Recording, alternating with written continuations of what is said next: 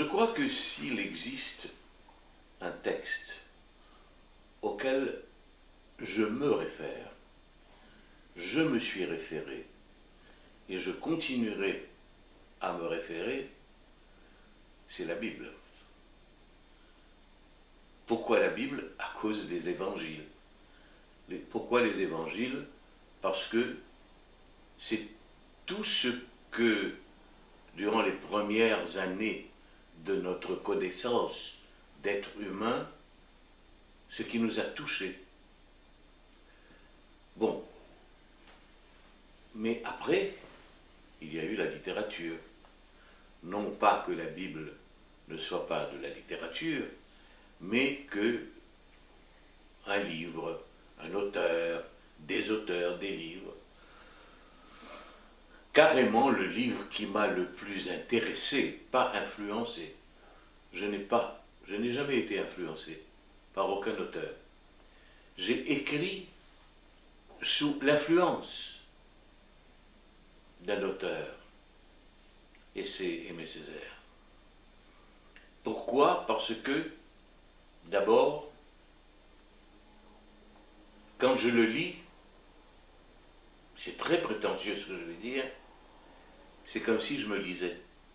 Édouard Monique est la voix de notre poésie. Les mêmes battements. Et quand il écrit pour faire reculer la mort, c'est un peu de nous qui vit en lui. J'habite la mer pour défendre le moi pays. J'ai besoin de cette guerre. Ce sont d'anciens volcans rêvant de retour.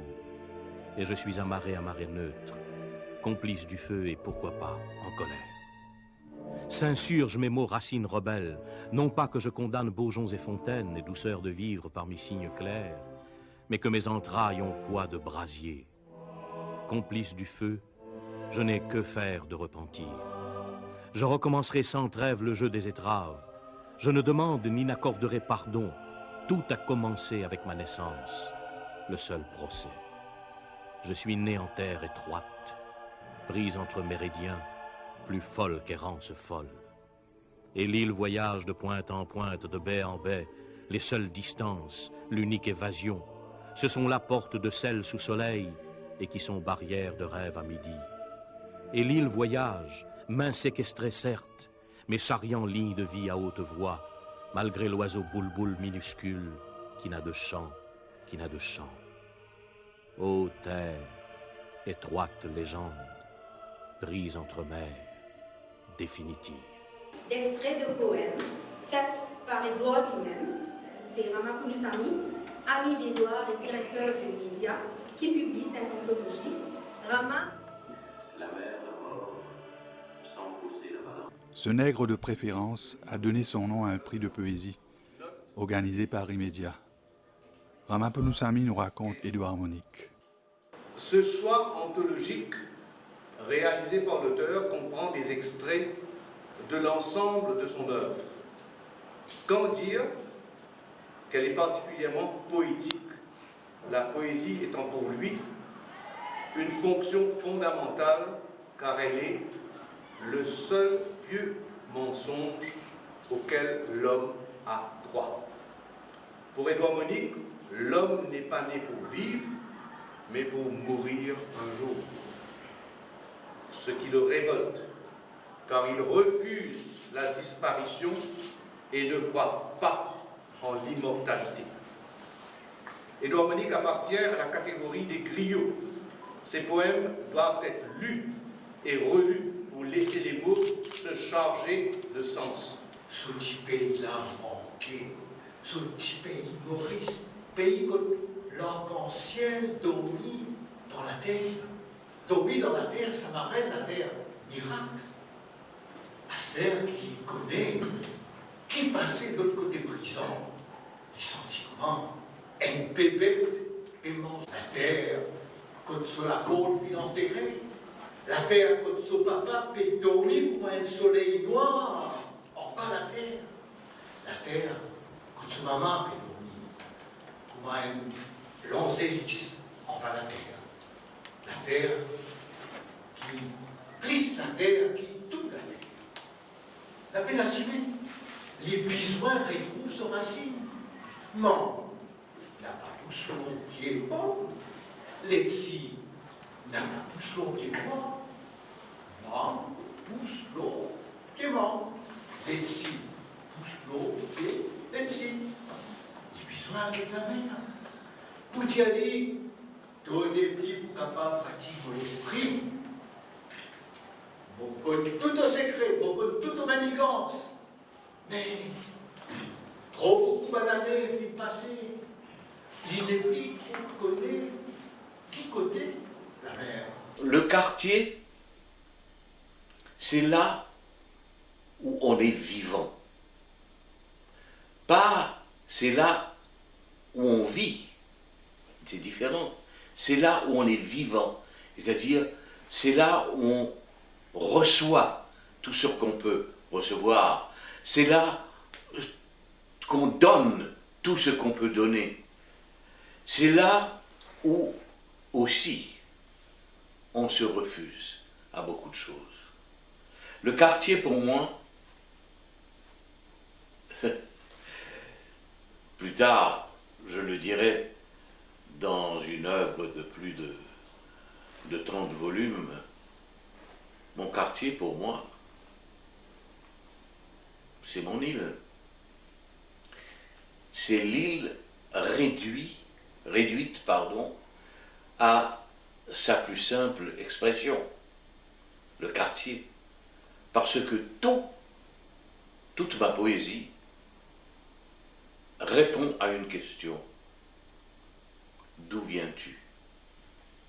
Et je dois remercier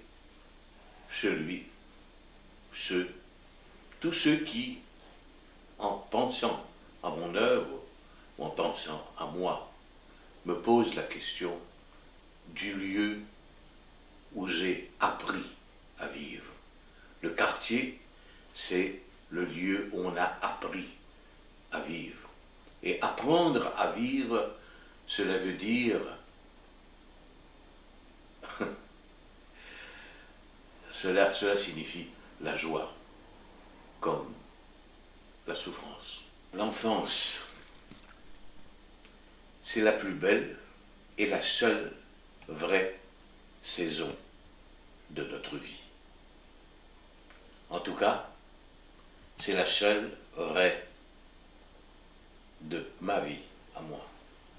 Mon enfance, c'est d'abord le rappel du lieu où je suis né. Je ne suis pas né dans la capitale de l'île Maurice. Je suis né dans le plus grand district qui est Flac, F-L-A-C-Q. Eh bien, mon premier souvenir de Flac, c'est un jacquier. C'est un arbre. Voilà, là aussi, plus tard je parlerai des arbres. Ce jacquier, pourquoi? À cause du fruit du jacquier, qui est le jac. Pourquoi le jac?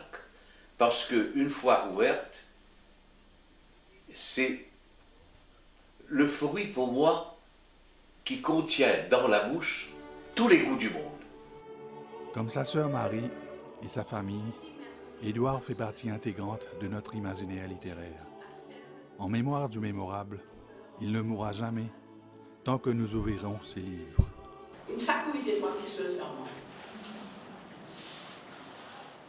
Je dis merci à ceux et celles, surtout à celles qui m'ont inspiré tout au long de l'aventure que fut ma vie, pour que de ma plume puissent en naître des poèmes. Au pays magique, à mon île Maurice, métisse aux senteurs de canne à sucre, à Port-Louis, que la mer berce les jours du bonheur, aux événements glorieux et tragiques de partout et de nulle part.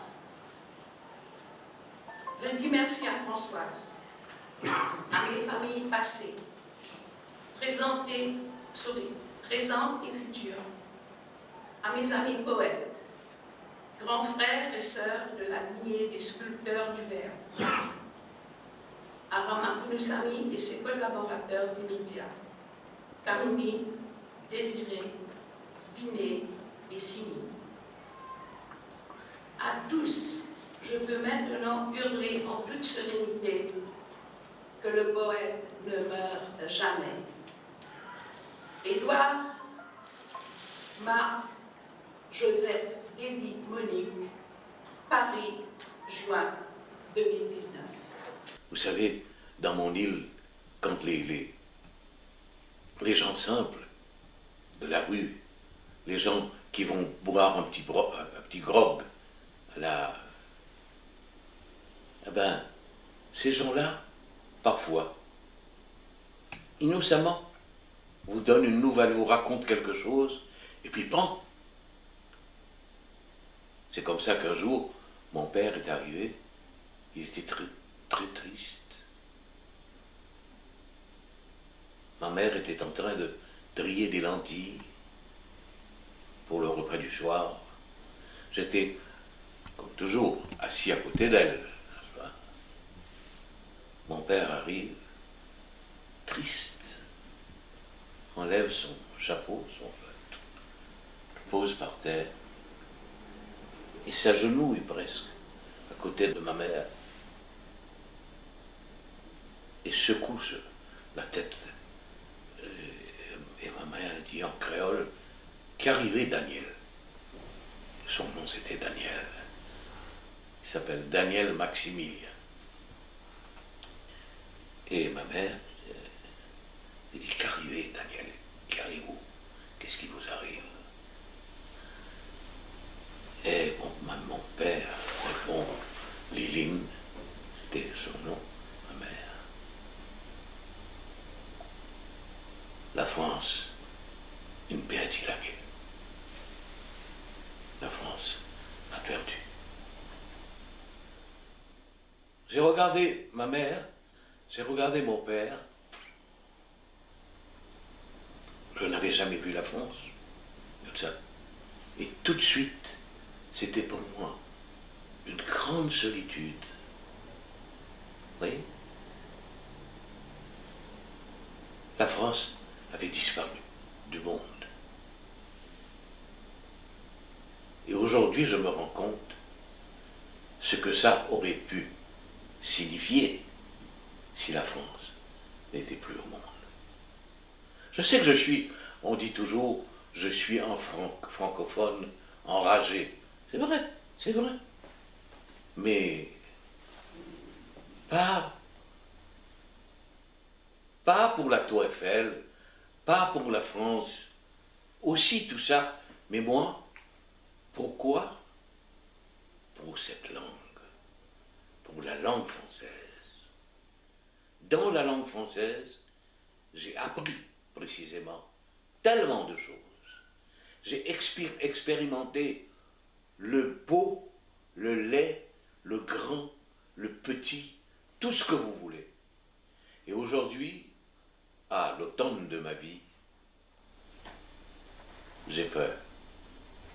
Je le confesse. J'ai peur des feuilles mortes.